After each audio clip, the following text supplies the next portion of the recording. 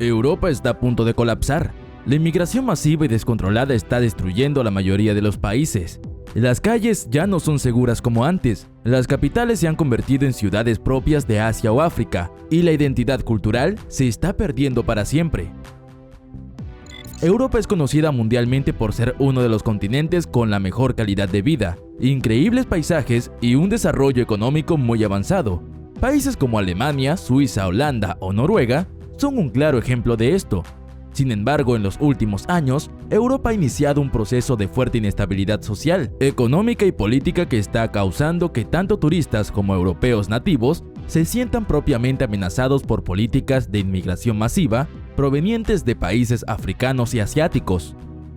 Si bien es cierto que la inmigración podría traer ciertos beneficios tales como la cobertura de ciertos puestos de trabajo, una menor tasa de inflación ya que la productividad de las empresas aumenta, una mayor diversidad cultural o incremento de la población, si se realiza a una escala masiva como lo está haciendo Europa en estos momentos, podría traer enormes consecuencias negativas como cierta inestabilidad económica, política y social en todo el continente.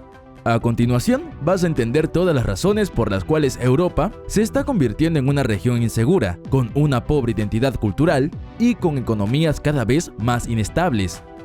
Para ponernos en contexto, la gran ola de migrantes africanos y asiáticos hacia Europa comienza luego de la Segunda Guerra Mundial, cuando las diferentes colonias comienzan a independizarse.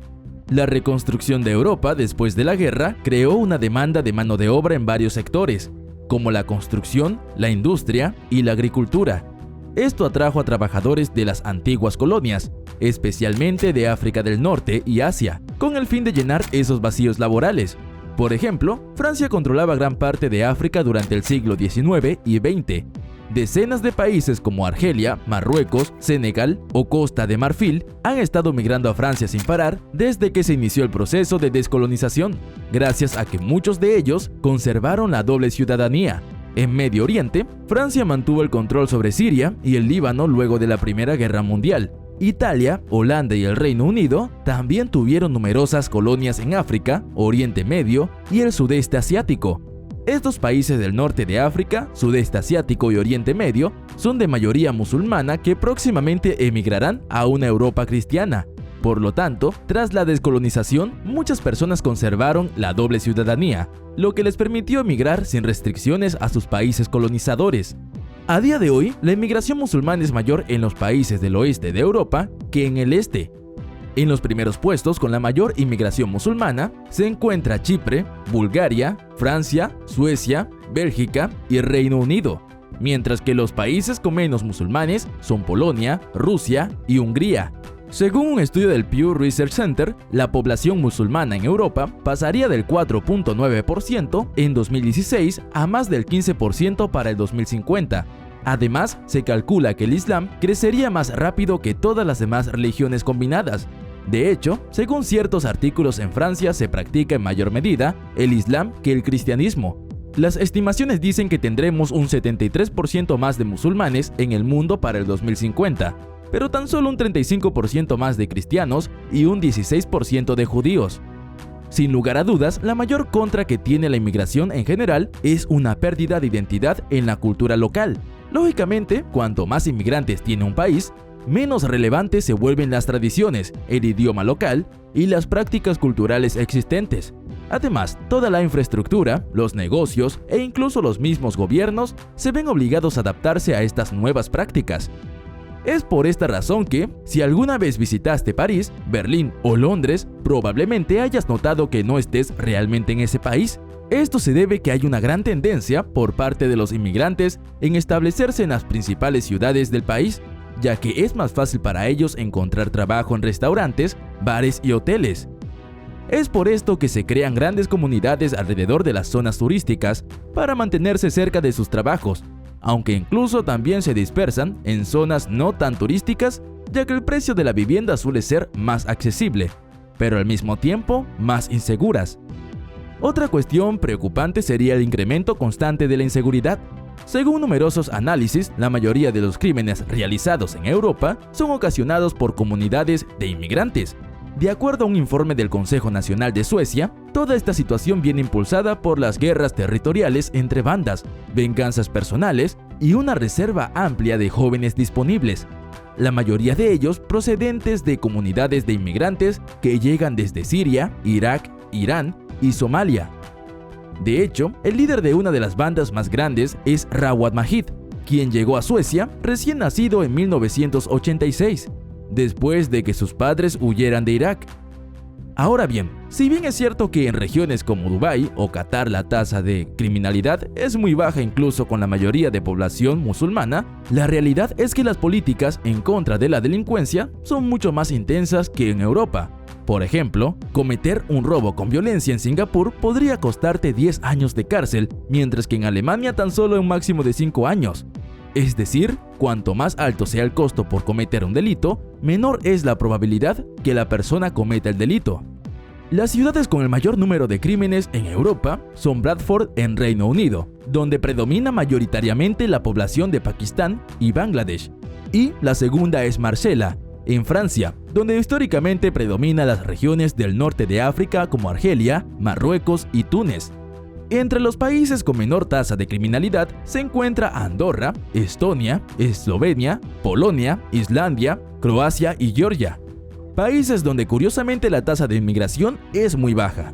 La inmigración también podría ocasionar que el gobierno se vea obligado a aumentar las ayudas sociales. Esto significa una menor productividad en la economía, ya que esas ayudas sociales son financiadas con subas de impuestos o una mayor toma de deuda pública. Es por esto que en ciertas zonas de Europa es muy común notar los hospitales y escuelas congestionadas de inmigrantes que no pueden acceder a esos recursos por falta de financiamiento en el sector público. Otro de los problemas es el aumento de la pobreza. Muchos de los inmigrantes simplemente no están interesados en mejorar al máximo su situación económica, sino que están más preocupados en tener la mayor cantidad de hijos posibles y recibir ayudas sociales por parte del Estado. Esto claramente aumenta la pobreza tanto a corto como a largo plazo, ya que se vuelven dependientes del gobierno. Además, la mayoría de los trabajadores inmigrantes simplemente se mantienen en lo más bajo de la escalera corporativa, generando competencia y perjudicando a jóvenes europeos que quieren acceder al mercado laboral a una edad temprana. Esta es otra de las razones por las cuales Grecia, España, Italia y Suecia tienen un alto índice de desempleo juvenil. Con respecto a la política, una inmigración numerosa también podría alterar los partidos políticos.